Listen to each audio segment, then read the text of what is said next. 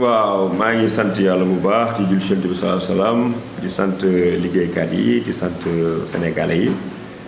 di wax ni yàlla boole woon nañu ci conférence sociale bi nga xam ni dafa dajale woon liggéeykat yi ci Sénégal maanaam centrale syndicale yi ak patronat bi ak gouvernement bi ñu war a waxtaane wàllu wér-gu-yaramu liggéeykat yi ak nu ñu leen di protéger. waaw thème bi c'était sur ça la protection sociale maanaam nu ñuy sàmmee wér-gu-yaramu liggéeykat yi ak nu ñu ko mën a jëlee en charge ba nga xam ñëpp nañ faju nekk naa de bonnes conditions pour mën a liggéey bu baax mën a am production. ci biir loolu ñun suñu centrale ñu invité woon ñu ak centrale bi ñu naan dajale centrale yëpp muy CUCS nga xam ne Adja Bakhaw Diong moo ko jiite lu mat 14 centrales ñu ngi fa woon ñun ñëpp ñu ngi woon ci kii bi ci rencontre boobu. alors bañ fa nekkee aussi li ñu waroon wax ak li ñu waroon def yëpp def nañ ko parce que maanaam thème bi dafa amoon solo ci liggéeykat yi am solo boo xam ni il fallait que ñu ñëw ak ay propositions ak ay recommandations ak ay contre-propositions parce que ni ñu xoolee Sénégal liggéeykat yi li ñu jël en charge ci protection sociale doyul ñi ñu jël ñi nga xam ne jëlaguñ leen nag moo ëpp ñuy jël parce que man commission bi ma nekkoon da doon xalaat. nan la ñu mën a élargir yokk protection sociale bi mu dem si ñi nga xam ni ñu ngi ci secteur informel ak ñi nga xam ni ñu ngi ci ruraux yi maanaam ci àll bi ak ñi nga xam tamit ay indépendant nañu dañ leen ni yokk extension mu egg ba ci ñoom xalaat boobu lañ doon nekk. ci biir xalaat boobu ñun suñu centrale syndicale ak yeneen centrale yu moo bokkaloon foofu ci table ronde boobu nga xam ni Innocence Tam Ndiaye madame Innocence Tam Ndiaye président au conseil social moo ko dirigé woon. Assane Diop def na fa plaidoyer bu mag le ministre Assane Diop nga xam ni ñëpp xam nañ ko mu nekkoon fi ministre de la santé au Sénégal après nekkoon aussi BIT nekkoon directeur exécutif chargé de la protection sociale ñoom def nañ fi ay plaidoyer yu mag yoo xam ne ñun jàng nañ ci lu bëree bëri aussi amoon nañ ci tamit suñu xalaat na wax nañ ko mooy soo bëggee protection sociale boo xam ne dafay law ba daj ñëpp dafa am lu ñu war a doxalee maanaam ci wàllu information. parce que liggéeykat bi bu fekkee ni par exemple kenn jox ko ay information maanaam ay xalaat xelal ko ni mu war a def am protection sociale du ko mës a xam day toog fi mu nekk rek bu dee mécanicien bi la mu jël otoom di préparé bu dee menuisier bi mu jël baam di daaj di gaañu du am lu mu fajoo bu dee jakarta man bi la muy dawal jakartaam di accidenté du am lu ko faj et tout ça yooyu ñu xalaat ne dafa war a jóge dañu leen war a organiser sensibiliser leen ñu wax leen nan la ñuy defee ba am protection sociale ci ay mutuelle de santé wala ci ay banque de crédit ay assurance crédit et cetera yu formel ñu defaral leen ko nga xam ni dinañ mën a cotiser ñoom état bi jàppale leen ci biir loolu indi ay subvention su ko boobaa ñu mën leen regrouper ñoom ñëpp ñu am protection sociale ku ci gaañu faju ku ci feebar faju n'est-ce pas ba sa njaboot sax mu egg ba ci sa njaboot parce que ñun au niveau du formel fonctionnaires yi am nañ protection sociale parce que ku ci feebar nga dem wuti imputation budgétaire boo demee hôpital principal du ñu laaj lu sa carte d'identité wala hôpital boo mën a dem nga daal di faju wala sa doom wala sa jabar loolu xéewal la état bi mooy jël en charge li ci ëpp ñun 1/5 rek la ñuy fay soo dee xool donc ñu xalaat ni loolu war na egg ci monde ci àddu ci baykat yi nappkat yeeg sàmmkat yeeg dawalkatu vélo engin yeeg ñëpp mais loolu nag bu ñu ko xaymaa bëri na bëri waay boo xam ni dafa laaj ay waxtaan yu yaatu yu xóot moo tax ñun syndicat centrale syndicale yi ñu daal ne waxtaan bi njëkk mooy information waxtaan de l'information sensibilisation parce que fu waxtaan amul dund mënu fa am foog ñu waxtaan ba nit ñi xam bu ñu xamee ba pare nag ñu daal di wut ay orientation pratique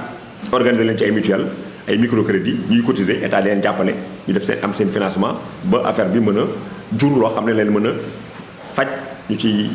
ciy jaamu yàlla parce que dëkk yu bëri comme Maroc Rwanda même Togo bu ndaw bi rek ñoom ak Côte d'Ivoire ñoom fi ñu toll nii seen couverture sociale dem na ba ay 60 à 80% de couverture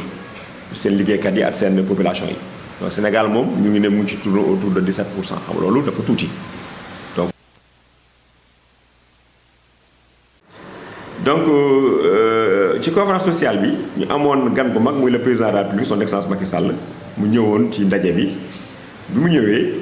daal di rafetlu jotaay bi ci extension protection sociale bi ñu bëgg a def ci yeneen xeetu liggéeykat yi ak ñi nga xam ni liggéeyuñu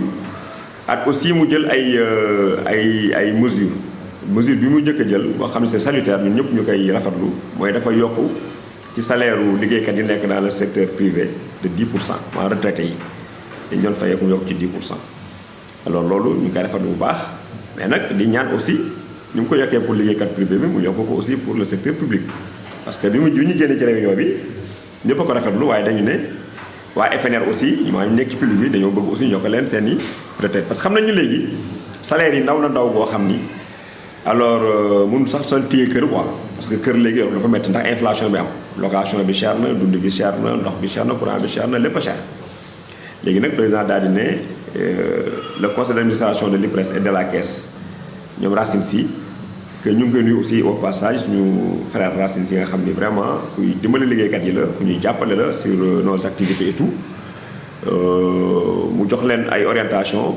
pour ñu tase lu mu gën a gaaw daal di appliquer recommandation boobu mu def comme ça ñu yokku kii bi dans le secteur privé. alors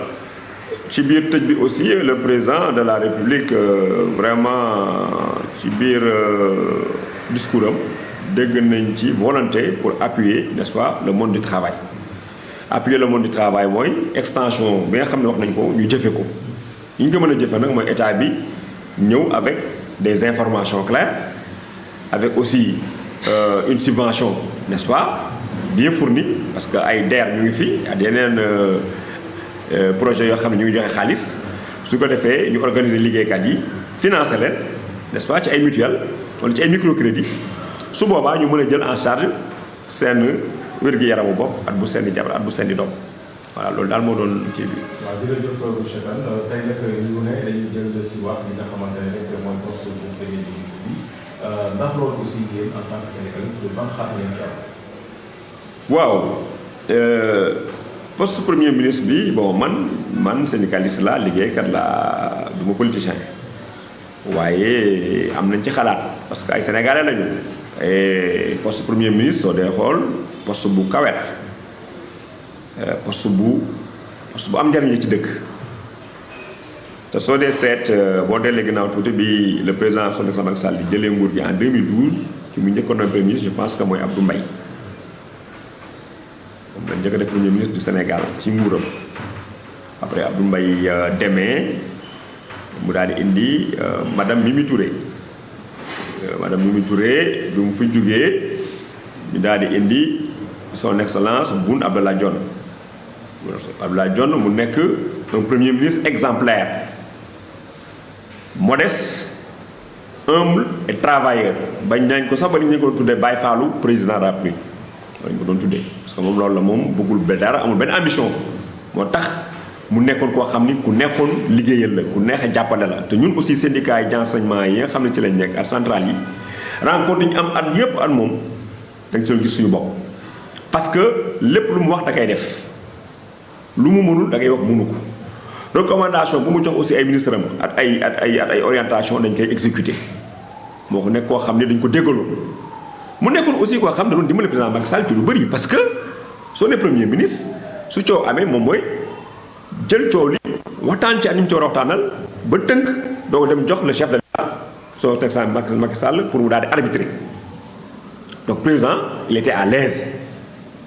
day ñëw rek pour arbitrer daan na wéy man lii laa gis ci yëf yi lii laay joxe lii laa mën lii la état bi mën et cetera ñu daal di avancer. comme nag li ko firndeel mooy le 17 février 2014 dañu signé un protocole global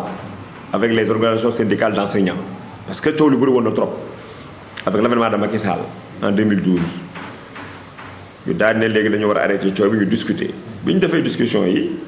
ñu daal di jël tous les protocoles d'accord signés de 2003 2004 2005 2006 ba 2014 ñu boole ko daal koy compiler def ko benn protocole d'accord mooy ñu tuddee ko le protocole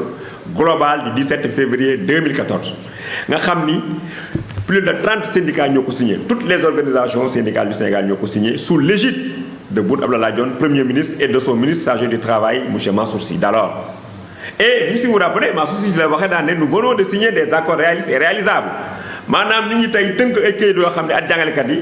mën nañ ko def am nañ ko te nañ ko def. yaa ngi dégg il a di tàccu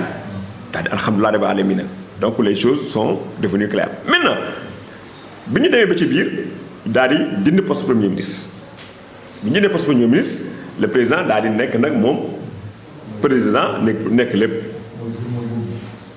daal ne léegi damay def mode fast track waaye fast track mooy lu gaaw mais malheureusement yi fi fast trackul mais yi fi dafa gën a yéex parce que président nit la comme ñun day sonn parce que Sénégal bëgg ko yor bëgg yor aussi un agenda international mais loolu dafa metti ci benn nit kooku benn nit mënu ko alors bi mu demee dem ba xam ni mënatul dem si la dellu ginnaaw daa ne dama bëgg indiwaat poste premier ministre parce que xam ne mënatul dem il faut le dire c'est comme ça parce que ay nit dong lañu yàlla rek mooy buur donc ñu xalaat ni suñu xalaat bu rafet loolu lu rafet la yàlla na ko si yàlla jàppale ba pare ñu xalaat ni ku mel ni Boun Abdallah Dionne nga xam ni mooy zéro faute dans sa gestion parce que politigul moom da doon liggéey ku mel noonu bu ñu ko amaatoon tey comme premier ministre ñun on va applaudir des deux mains. ñun mooy suñu meilleur profil. ñun man en ce qui me concerne et nous pensons que ce qu'il a fait pour le monde syndical et pour les travailleurs bu ñu ko amaatoon yi fi day gën a gaaw day gën a bar parce que tey lan la ñuy wax nañu jox suñuy këyitu kër au niveau de Dakar Ziguinchor et des régions ba léegi jotaguñ ci ñu ngi ciy léewtu aujourd'hui li ñuy wax de l'État nous doit 100 milliards de dettes au niveau des rappels d'intégration des rappels d'avancement et autres jotaguñ ci tey li ñuy wax mooy acte de validation yi acte d'avancement yi benn link entre les différents ministères pour pouvoir vraiment accélérer les procédures. Madame Mariama Sarr aussi ñu ngi koy nuyu ministre de la fonction publique parce que mu ngi def travail bu remarquable dans son secteur n'est-ce pas mais lu mu gën a bar mu gën a baax parce que tey moom la ñu jox tey la gestion n'est-ce pas de ce qu'on appelle la matérialisation des accords issus du protocole global de du 17 février 2014 n'est-ce pas monitoring moomu comme Mariama Sarr moo ko yor ñu ngi koy ñaan mu gën ko baral daal di woo G20 woo G7 woo ñëpp ñu jàpp ci comme ça liggéey bi mën a gën a bar comme ça jàngalekat yi mën a am seen i këyit am seen i rappel am seen i avancement de même que aussi tamit yeneen secteurs yi ñu jàppale leen comme dans le monde du transport qui est actuellement en grève et qui prépare d'aller en grève ñu régler le problème yooyu n'est-ce pas abréger aussi la